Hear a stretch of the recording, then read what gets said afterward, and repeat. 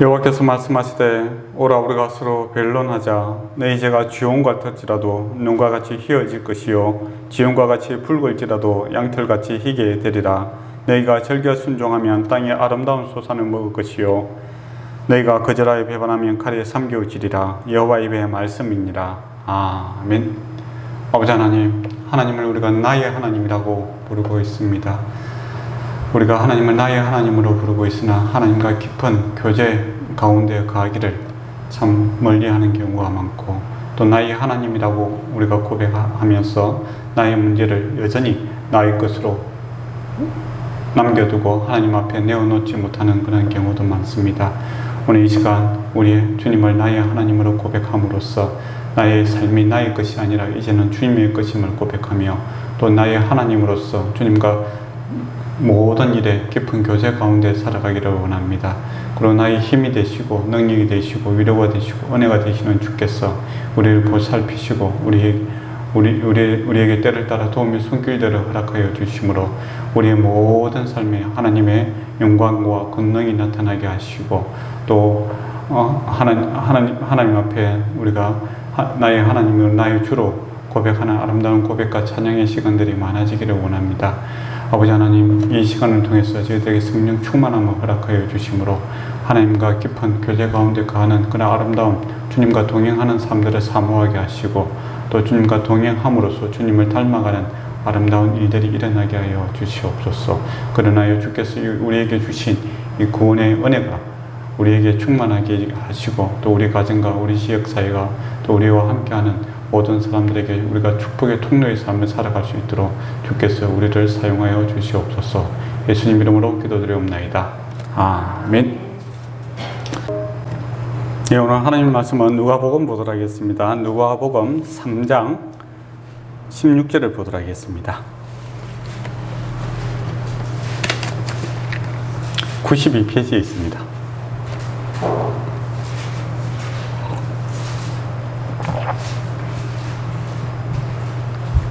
함께 봉독하도록 하겠습니다. 요한이 모든 사람에게 대답하여 이르되 나는 물론 너희에게 세례를 베푸거니와 나보다 능력이 많으시니가 오시나니 나는 그의 신발끈을 풀기도 감당하지 못하겠노라. 그는 성령과 불로 너희에게 세례를 베풀 것이요. 아멘. 예, 교만한 거 사람들 별로 안 좋아하죠. 예.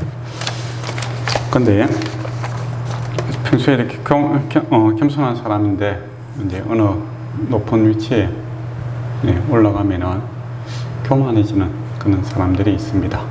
근데 본인은 이제 그걸 못 느끼는 경우가 많지요. 나는 변한 게 없다 라고 이야기하는데 주변에서 보면 옛날과 같지 않네, 그렇게 이야기를 합니다. 그러면 본인도 이게 무슨 소린가 하지만은 잘 이해가 안 되는 그런 경우가 있죠.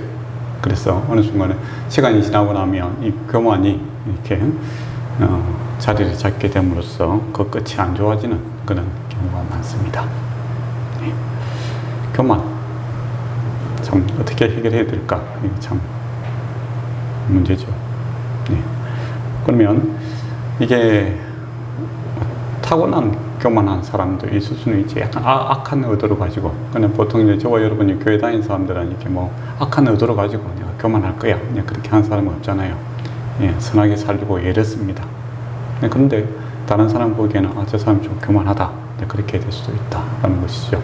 그래서 우리가 늘 이 마음을 지키는 일에 힘써야 됩니다. 예, 그러면 마음을 지키는데 어떻게 마음을 지킬 것인가? 그게 또 문제 아니겠습니까? 그래서 이제 교만의 문제를 해결하기 위해서는 첫째, 이 출생의 비밀을 좀 알아야 됩니다. 출생의 비밀. 예, 근본을 알아야 된다라는 것이죠. 이 세례 요한 같은 경우에 출생의 비밀이 있지 않습니까?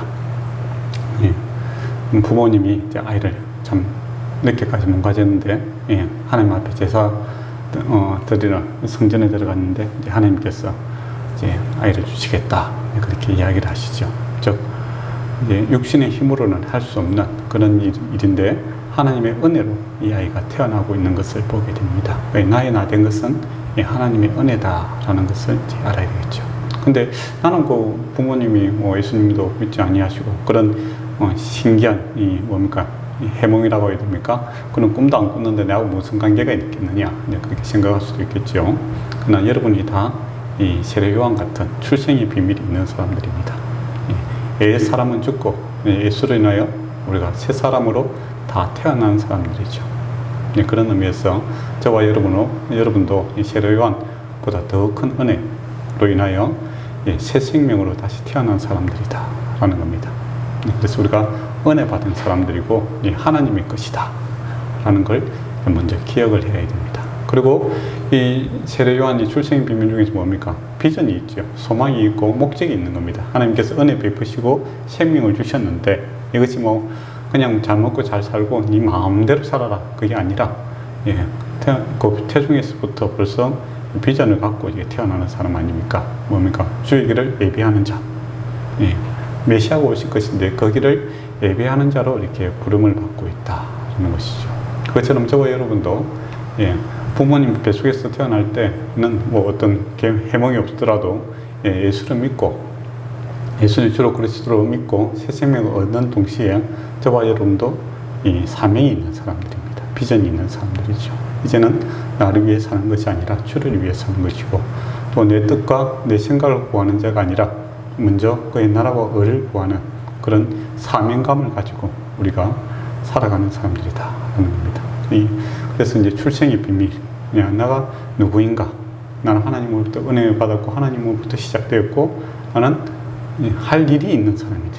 사명이 있는 사람이다 라는 것을 분명하게 할 때 우리가 이 교만의 문제를 좀 해결할 수 있고 방황하지 않을 수 있다 라는 겁니다. 그래서 저와 여러분은 세례 요한 못지않게 예수 그리스도 안에서 은혜 받은 자요, 사랑받은 자요, 또 살아가야 될 분명한 이유가 있는 사람들이다 라는 겁니다. 그래서 방황하지 마시기 바랍니다. 방황하게 되면 교만해집니다. 사람이 우쭐대기 시작되고 바람이 나는 겨와 같이 저 날아다니다가 결국에는 어떻게 됩니까? 늪에 빠질 수가 있다 라는 것이죠. 알곡처럼 세상의 흐름에 휜 날아다니면서 날아다니는 자가 아니라 무게감 있게 겸손하게 자기 자리를 지키고 사명감을 감당하는 그런 사람 되기를 축원합니다. 그리고 하나님께서 이제 강야로 세례 요한을 갖다가 보내지 않습니까? 사명을 이제 요단강에 세례를 주기 이전에 벌써 그가 강야 생활을 합니다. 그렇게 귀하게 은혜 베풀었어. 사명감을 주었는데 왜 강야에서 있게 하였는가? 그런 것이죠.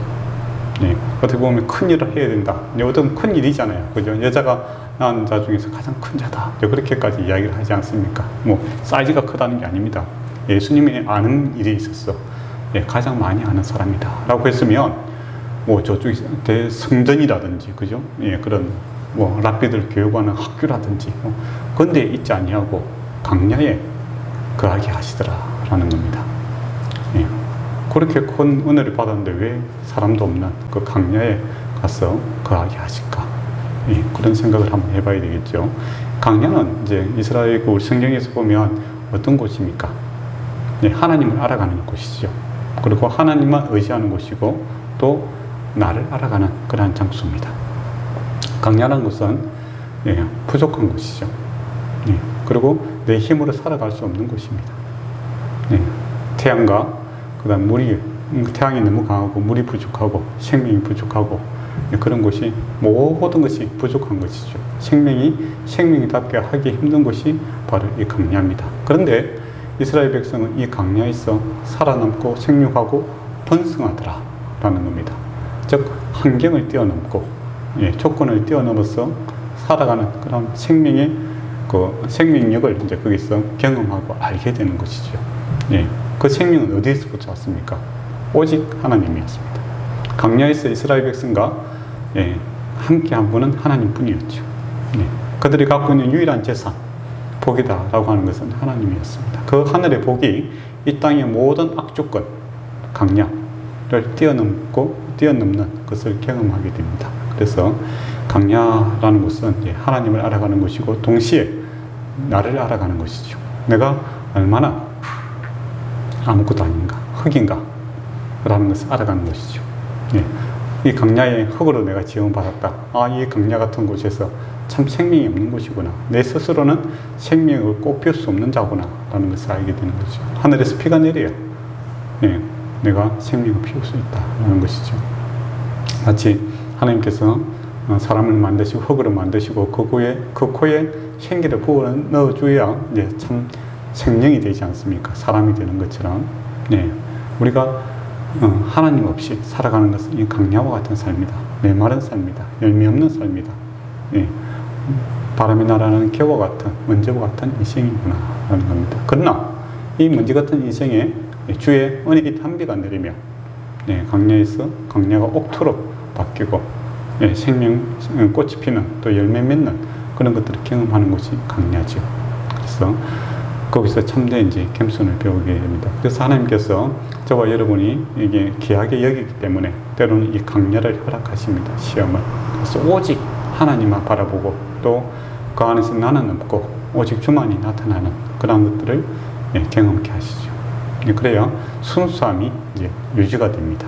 그리고 거룩함이 유지가 되고 또 이 거룩과 순수함은 엄청난 능력으로 나타나게 되죠.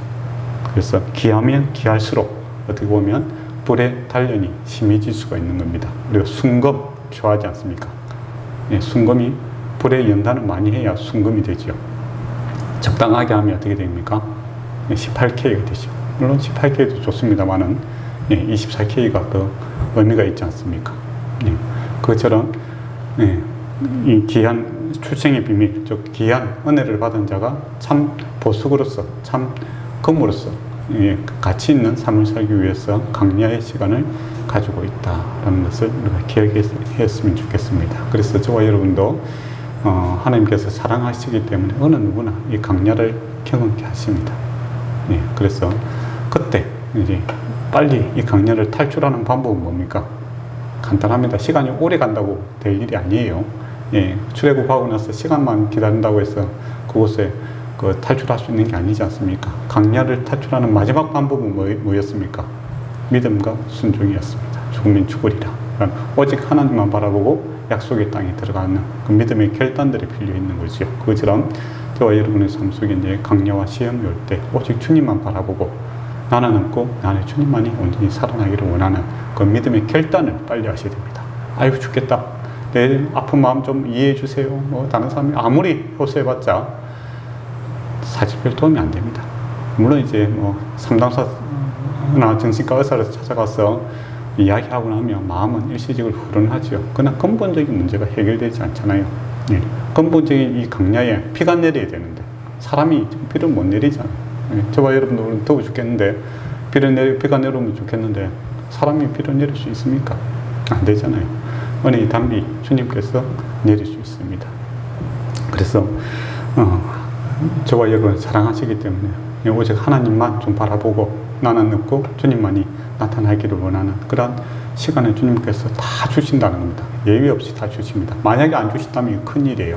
베드로는 그것을 사생하다고 합니다. 하나님의 자녀가 아니다 라고 이야기합니다. 그래서 하나님께서 그런 시간을 주실 때 오직 주님만 답을 빨리 딱 찾아갖고 빨리 벗어나는 것이 지혜로운 방법입니다.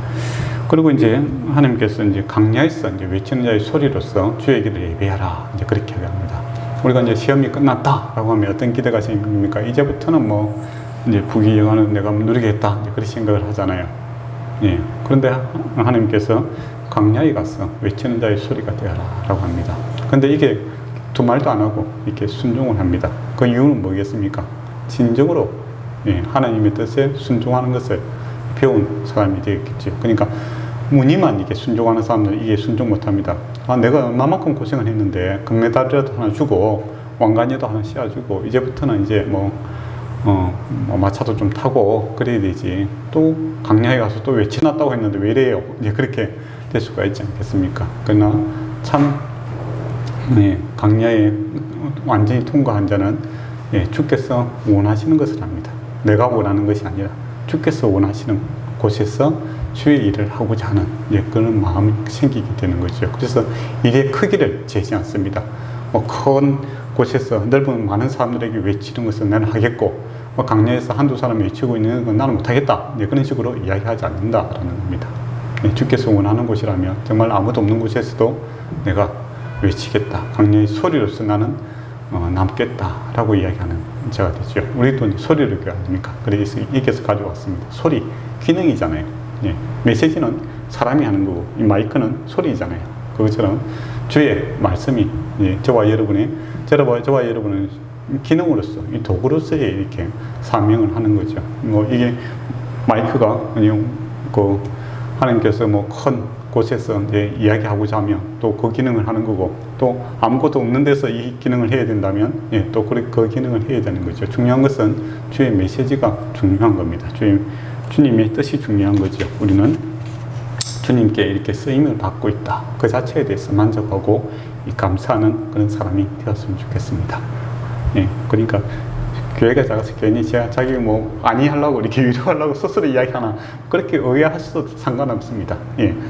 이 강야를 통과한 사람들은 거기에 대해서 신경 안 씁니다. 남들이 나에게 뭐라고 하든지 그거는 신경이 없어요. 그러니까 남들이 실패했냐 성공했냐 거기에 대해서는 관심이 없습니다. 오로지 내가 주님 앞에 섰을 때 착하고 충성된 종이라 이끌음을 받을 것인가. 나는 주의 장중에 선한 일로 좀 쓰임을 받고 있는가, 악한 일로 쓰임을 받고 있는가, 여기에 관심이 있는 거지, 많고 적음에 관심이 없습니다. 많고 적음에 관심을 가지는 건 이거는 주의 일이 아니라 나의 일이 되겠죠. 벌써 그렇지 않습니까? 주님은 가부의 두 랩돈처럼 크기의 문제가 아니라 온 마음을 다하고 있는가, 이게 주의 관심사에 있다라는 것이죠. 그래서 이 강야를 통과하게 되면 순수함이 생기는 겁니다. 오직 주님만 좀 이렇게 바라보고 주님만이 나타나기를 원한다 라고 할 때 이 교만의 문제가 해결이 됩니다. 근데 이걸 해결하지 못하고 하게 되면 큰 악영향을 미칠 수가 있겠죠. 대제사, 그 당시 대제사장을 보세요. 온 이스라엘 사람들에게 영향을 미칠 수 있는 그런 겁니다. 어떻게 보면 지금의 교황처럼 이렇게 큰 근세를 갖고 있는 거죠. 또 어떻게 보면 지금 정치인들 중에서 뭐 대통령과 같은 그런 지도자입니다. 근데 하나님 앞에 순수하지 않고 하나님 앞에 정결하지 않으니까 온 나라를 어둡게 또 부정하게 만들지 않습니까? 크게 문제가 아니라 사실은 순수함의 문제고 정결의 문제였다라는 것을 이제 모르는 거죠. 그리고 이제 어느 강야에서 외쳤더니 어떤 일이 생깁니까? 아니, 많은 사람들이 찾아오는 거예요. 많은 사람들이 듣고자 하고 또 회개의 물결이 나타나기 시작합니다. 그때 사람이 또 변하기 쉬워요. 우리도 어떻게 보면 처음에는 이제 조금 할 때는 삼겹살 했다가 자기 일이 잘 되고 자수습가행위죠. 뭐 일이 커지기 시작하게 하면 목에 힘이 들어가는 사람들이 있죠. 나처럼 해라. 너는 그 왜 못하느냐. 그런 식으로 게으르다. 그런 식으로 쉽게 이야기해버리고 지혜가 없다. 그런 식으로 쉽게 이야기하는 그런 일들이 이제 발생하게 될 수가 있습니다. 또 이제 거기 이제 그 성공한 사람들의 어떤 말들에 힘이 생기지 않습니까? 우리 테슬라 만드는 회장이죠, 그죠? 회장이 코인 같은 거 한마디에 이렇게 주식이 폭락하고 이렇게 하잖아요. 그 사람 한마디에 힘이 있는 겁니다. 성공했으니까. 그만큼 이렇게 힘이 이제 생기게 되는 거죠. 성공을 하게 되면. 그렇기 때문에 어떻게 되겠습니까? 옆에서 자연스럽게 모든 것을 다 챙겨주는 사람들이 생기게 되죠. 불편한 게 없게끔 다 하고 배려를 하게 되는 그런 일들이 생기게 됩니다. 그러면 이제 다 당신이 하는 것이 옳다라는 이야기를 하게 되죠. 그러다 보면 이제 어느 순간에 이게 교만하지 않는데 교만한 사람이 될 수가 있게 되죠. 나는 그냥 평소처럼 한다라고 하는데 주변에서 이제 그렇게 만들어가고 쉽게 하다 보니까 이게 이제 교만이 이제 스펀지가 물을 싹 빨아들이는 것처럼 소리 없이 싹 빨려 들어오게 되죠. 그래서 이제 몸이 점점 무거워지게 되는 사람들이 많습니다. 손발이 움직이지 않고 이제 입으로만 이렇게 하려고 드는 그런 삶이 이제 되죠. 그게 이제 성공한 또 목회자님들도 또 많이 그렇게 이야기를 하시더라고요. 처음에는 조금만 한 200명 이렇게 하다가 갑자기 1000명 넘어가니까 사람들 만나기 힘들대요. 자기가 어떤 부서에 가면 줄로 서 있고 그러다 보니까 자기는 준비하라고 이야기 안 했는데 밑에서 알아서 하는 거예요. 예, 그런 일들이 이제 발생하게 되니까 참 두렵다. 이제 그렇게 이야기를 해요. 그 두려움을 느낀 사람은 아마 건강한 사람인 것 같아요. 근데 이게 당연한 것으로 이제 생각하는 경우가 발생하게 됩니다. 자기가 누리고 있는 것들을 당연시 생각하게 되면 정말 이제 위험한 상황에 이제 놓이게 되죠. 그때 그것을 이제 돌이킬 수 있는 방법이 뭔가라고 했을 때 뭐겠습니까? 다시 초심으로 돌아가는 거죠. 예, 다시 원칙을 세워야 됩니다. 나는 누구인가? 나는 누구인가? 예, 하나님의 자녀이고 또 하나님의 일꾼이고, 그러니까 내가 주인공이 아니라 주님이 주인공이시다라는 것을 이제 다시 고백하는 시간들이 있어야 되겠죠. 그래서 세례 요한은 참 대단한 사람입니다. 예, 세상에서 명성을 얻게 되고 많은 제자들이 생김에도 불구하고 그는 흥해야 되겠고 나는 세해야 되겠다. 이 사명감이 분명한 사람이, 내가 일하고 있는 이유는 내가 높은 자리에 차지하고 내가 더 많은 것을, 또 명성을 높이기 위해서 하는 것이 아니라 주를 위해서 내가 살아가는 자고, 나는 세하고 주는 흥해야 되겠다. 그리고 또 주님을 또 알게 되는 거죠. 주님과 나를 비교하니 나는 그의 신발끈을 이렇게 풀기도 내가 감당하지 못하는 그런 사람이다 라는 것을 알게 됩니다.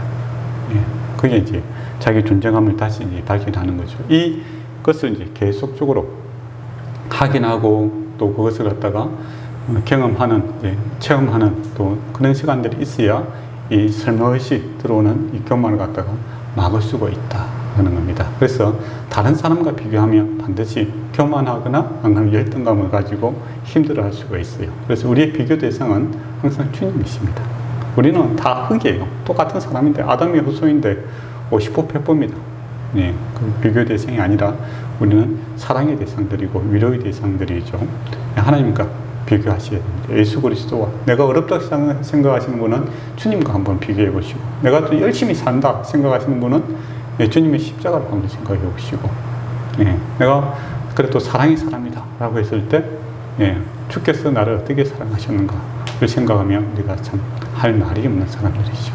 주님과 비교했을 때 가장 낮은 종의 위치도 내가 감당하지 못한 그런 사람이구나, 이제 그런 것을 알게 되죠. 또 그곳이 어떻게 보면 은혜의 장소다라는 것을 알게 됩니다. 루이 14세입니까? 프랑스에서 에티켓을 만든 아주 절대 권력을 행사했던 사람. 좀 지금 생각하면 아주 우스운 일인데, 그러니까 병기들을 들고 다니는 그런 관리들이 있었다고 합니다. 근데 그 관직을 이제 사기 위해서 서로 뇌물도 주고 그거 갖다가 아주 귀하게 생각했대요. 왜 그 더러운 일을 그렇게 하고 싶어 했을까? 서로 친밀한 관계를 유지할 수 있기 때문입니다. 지금은 내가 병기 좀 들고 다니지만은 이 상황에서 왕으로부터 이렇게 친밀감을 형성해서 많은 것들을 받을 수 있기 때문에 그 병기 들고 다니는 그 일을 하고 싶어서 귀족들이 줄을 섰다라는 이야기들이 있죠. 어떻게 보면 가장 낮은 자, 신발끈을 메고 그렇게 할 때 주님을 만날 수 있고, 주님의 발을 만지게 되고, 주님과 그 어려운 주님의 가신 길들에 대해서 서로 논할 수가 있는 거죠. 주께서 어디로 갔다 하셨습니까? 오늘 왜 이리 발이 더럽습니까? 라고 하면서 주님과의 마음을 나눌 수 있고, 주님과의 친밀감을 형성할 수 있는 곳이 바로 그 낮은 자리입니다. 그래서 항상 하나님의 은혜는 낮은 곳이 임하죠. 그래서 참 하나님의 사람들은 큰 일을 한 것, 이거보다 하나님과 조용히 기도하면서 주님과 교제한 것들에 대해서 더 관심이 많죠. 무슨 일들은 누구나 할 수 있습니다. 하나님께서 돌들을 가지고도 이게 아브라함의 후손을 만들 수 있다고 이야기하지 않습니까? 그리고 하나님 말씀을 증거할 수 못한 당나귀도 이야기를 하잖아요. 당나귀도, 그죠? 당나귀도 통해서 하나님께서 메시지를 전달할 수 있는 자들이죠. 그러나 그러니까 하나님의 사람들만 할 수 있는 것이 뭐냐면, 하나님과 친밀한 관계 가운데 할 수 있는 것이 바로 우리가 하나님의 형상으로 지음받은 왕 같은 제사장들이 할 수 있는 특권입니다. 그래서 낮은 곳에서 주님의 가신 길, 곳에서 주께서 가시고자 하는 길에 대해서 신발끈을 물으면 오늘 어디를 가시냐, 어디를 갔다 올 것이냐, 또 나도 거기에 동행할 수 있느냐, 이제 그런 주님의 마음을 나눌 수 있는 그곳이 어떻게 보면 가장 복된 자리다라는 겁니다. 그래서 교회에서 이제 큰 일도 있고 작은 일도 있잖아요. 근데 실제로 이 작은 일들, 눈에 보이지 않는 일들을 하는 것이 가장 힘듭니다. 뭐 오케스트라 이야기 뭐 저는 안 해봤지만 책에서 보면 그런 말이 있잖아요. 이 바이올리니스트를 구하는 것보다 옆에서 도와주는 사람이 더 구하기 힘들다. 이제 그렇게 이야기하죠. 남들 눈에 띄는 일들은 어떻게 보면 누구나 다 하고 싶어 하는 일이고, 귀하게 여기지니까 귀한 것으로 압니다. 그러나 눈에 보이지 않는 이 일들을 할 수 있는 것은 진정으로 낮은 마음이 있어야, 또 정결한 마음이 있어야, 또 수수한 마음이 있어야만이 그것을 기쁨으로 감당할 수 있죠. 그래서 세례 요한은 이 여전히 그 마음이 있는 겁니다. 주님 바로 알기 때문에. 그러니까 주님의 신발끈이라도 이렇게 좀 만져주고, 그랬으면 좋겠다라는 이 마음이 있고, 또 나는 없고, 주님만이 온전히 나타나기를 원한다. 나는 없어지고 정말 주님만이 점점 흥해지기를 원한다라는 분명한 이 목적의식, 사명의식을 이제 놓지 않았기 때문에 그가 교만하지 않고 이 일을 잘 감당하게 되는 거죠. 그래서 저와 여러분도 늘 생각해야 되는 것은 나는 누구인가?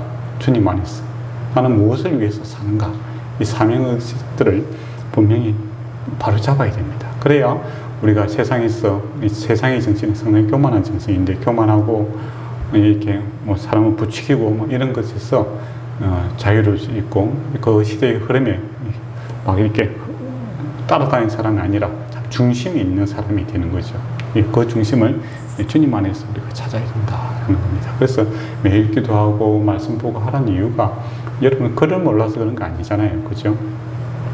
그렇게 하는 이유가 한마디로 주님을 발견하고 주님과 깊이 교제하는 겁니다. 그래서 주님을 알면 알수록 내가 참 별게 아닌 존재구나 라는 것을 알게 되는 거고, 또 주의 은혜가 크다라는 것도 알게 되는 것이고, 또 나는 사명감이 있는 사람이구나, 나는 주를 위해서 뭔가를 해야 되는 그런 사람이구나 라는 분명한 목적의식을 가지게 됩니다. 그때야 세상의 정신에서 우리가 벗어날 수 있는 거죠. 근데 이걸 놓쳐버리면은 어느 누구나 뭐 세상에 휩쓸려서 합니다. 우리가 성경 보는 시간보다는 뭐 텔레비 보는 시간이 많고, 또 세상에 눈만 뜨면 뭐 세상에 온 문화가, 세속적인 문화들이 우리에게 막 물밀듯이 들어오는데, 그곳에서 우리가 우리 자신을 그냥 그대로 지킬 수 있다. 이거는 기적이죠. 그러니까 아무것도 안 하고 있으면 기적입니다. 그냥 스펀지가 뭐 이렇게 물을 빨아들이듯이 우리가 옛날 그 재성이 막 물밀듯이 들어와서 우리의 온 생각들을 다 도배를 해버리죠. 근데 이것을 스톱시키고 이 물을 쫙 빼서 건조하게 할 수 있는 것은 주님을 다시 만나는 거죠. 빛이 오면 어둠이 물러가는 것처럼 주님을 내 마음의 빛으로, 소망으로 모실 때 이 세상 정신들이 벗어날 수 있습니다. 그때 우리 마음이 참 가벼워진다라는 것을 알게 될 거예요. 참 세상이 주는 이 수고하고 무거운 짐들이 확 밀려 들어올 때 마음이 무거워지고 우울해지죠. 막 열등감도 느끼고 교만도 느끼고 왔다 갔다 한다는 거예요. 그렇지만은 주님이 내 안에 싹 들어오시면 이 어둠이 물러가게 되고, 참 정결한 마음, 순수한 마음, 가벼운 마음이 생깁니다. 주께서 원하신다면 뭐든지 오케이 되는 것이고, 주께서 기뻐하시는 일에 나도 기뻐하고, 그러면 마음이 참 평안이 오는 겁니다. 그리고 그것으로 끝나지 않지 않습니까? 주께서 우리에게 힘을 주시는 것을 경험하게 되죠. 능력을 주시는 것을 경험하게 되고, 참된 이 자존감이 회복되는 것을 보게 됩니다. 그리고 큰 위로가 되는 거죠. 그런 시간이 있어야 우리가 세상을 이길 수 있다라는 것이죠. 그리고 이제 우선순위가 바뀌는 겁니다. 옛날에는 큰 일, 많은 일, 이런 것이 제일 좋았어요. 이제 그렇게 되지만, 이제는 주님과 조용히 거하는, 주님 안에 거하는 이 시간이 나에게 참 복된 시간이다. 잠잠히 주를 묵상하는 그 시간이 짧게, 시간에 관계없이 참 귀하다. 그 가치를 이제 여러분이 발견하게 되는 겁니다. 그걸 또 사모하게 되죠. 근데 또 사모한다고 또 가만히 있으면 또 잘 안 돼요. 마음만 사모하지, 그 시간을 내기 위한 이 결단을 내기는 또 쉽지 않아요. 그래서 이제 저희가 예배 시간들을 정해놔 주지 않습니까? 주일이라도 이렇게 딱 시간을 정하니까 오니까 또 주님 앞에면 주님 앞에 이게 하나님 말씀에 집중할 수 있죠. 그렇지 않고 있으면 요새 또 올림픽 경기 계속 봐야 되고 뭐 그렇게 하니까 그게 잘 마음에 안 잡히는 거예요. 그래서 우리가 주님 앞에 나오는 결단의 시간들을 매일 여러분이 짧게라도 이렇게 정해놓고 하는 게 좋습니다. 그래서 제가 자주 말씀드리지만은 아침에 일어났을 때, 저녁에 주무실 때, 예, 짧게라도 5분이라도 10분이라도 예, 잠시 기도하는 그런 시간들을 갖는 것이 정말 복된 일이고, 또 그것도 잘 안 된다 그러면 밥 먹기 전에 한 1분이라도 기도하시기 바랍니다. 5분 이상 하시면 안 됩니다. 왜 안 됩니까? 국이 식잖아요. 국이 식고 혼이 날 수가 있습니다. 밥 안 먹고 예, 식을 끈다고. 그래서 짧게 기도하시는 게 좋습니다. 그리고 이제 주님 앞에 있을 때 이제 진실해지는 거죠. 진솔해지지 않습니까? 예. 세례 요한이 보면 다른 욕심이 없어요. 그리고 자기 어머니에 대해서 항상 주님 앞에 가서 바로 물어봅니다. 예. 학자들이, 박사들이 모른다 이야기하기 힘들잖아요. 그죠? 예, 제자들이 그렇게 많은데 내가 잘 모르겠다. 또 이때까지는 세상 죄를 지고 가는 하나님 어린 양이로다 그 주님을 가르쳤는데, 감옥에 갇혀 있다 보니까 예수님이 하는 거하고 자기 생각하고 좀 달라요. 예. 그래서 어떤 사람들은 이제 그때 이제 위선을 까는 사람들이 있습니다. 아닌 것처럼. 난 다 아는 것처럼 하면서 속에서 막 꽁해갖고 이렇게 복잡해지는 사람들이 있죠. 근데 세례 요한은 진실합니다. 가서 제자들에게 가서 물어보라고 하죠. 올 시기가 당신입니까? 내가 생각하고 있는 것하고 좀 다르네요. 이렇게 물어보라고 하죠. 네, 그것도 자기 제자를 통해서 물어보라고 합니다. 그러면 어떤 사람은 이제 위선적인 사람들은 어떻습니까? 그런 사람들은 내가 괜히 모른다 했다가 소문 나왔고 이때까지 내가 쌓아놓은 명성이 다 넘어가면 나는 큰일이다 그런 식으로 이제 생각해갖고 이러지도 못하고 저러지도 못하고 이제 그런 경우가 있잖아요. 그냥 그렇지 않습니다. 제로는 진실하죠. 자기 마음에 진실하고 자기 알고 있는 것들에 진실하고 주님 앞에 진실하게 그것을 물어보는 그런 삶을 살고 있다라는 겁니다. 그게 하루아침에 되는 게 아니라 강야에서부터 진실하게 주님 앞에 서는 그런 훈련들이 되어 있기 때문에 이 위선으로부터 자유한 자가 되었죠. 그리고 주님께서 이에 대해서 바람에 나는 갈 때 흔들리는 갈대다 그렇게 이야기하지 않잖아요. 여자가 낳은 자 중에서 가장 큰 자다 라는 겁니다. 인간의 한계를 아는 거죠. 그리고 그걸 이제 높여주시는 것을 보게 됩니다. 그래서 저와 여러분이 주님 앞에 섰을 때 이게 솔직함이 필요합니다. 진지함도 필요하고 솔직하게 주님 앞에 어려운 건 어렵다고 이야기하고 모르는 건 모르겠다 이야기하고 그래야 이야기가 되잖아요. 우리가 사람들하고도 이야기할 때 제일 힘든 사람이 뭡니까? 위선을 까는 거죠. 힘든데도 힘 안 드는 것처럼 이야기하고 좋은 건데도 좋지 않은 것처럼 이야기하고 좋은지 아닌지 모르겠고 나쁜데 항상 회색지대로 착 만드는 사람들하고 이야기하면 힘들어요. 그리고 이렇게 이야기하고 네가 알아서 해석해라 그런 식으로 하면 그거 참 깝깝하지 않습니까? 많은 오랜 시간은 그런 건 또 이야기가 또 길어요. 그렇게 두루뭉실하게 이야기하고 또 이렇게 이것도 아니고 저것도 아니고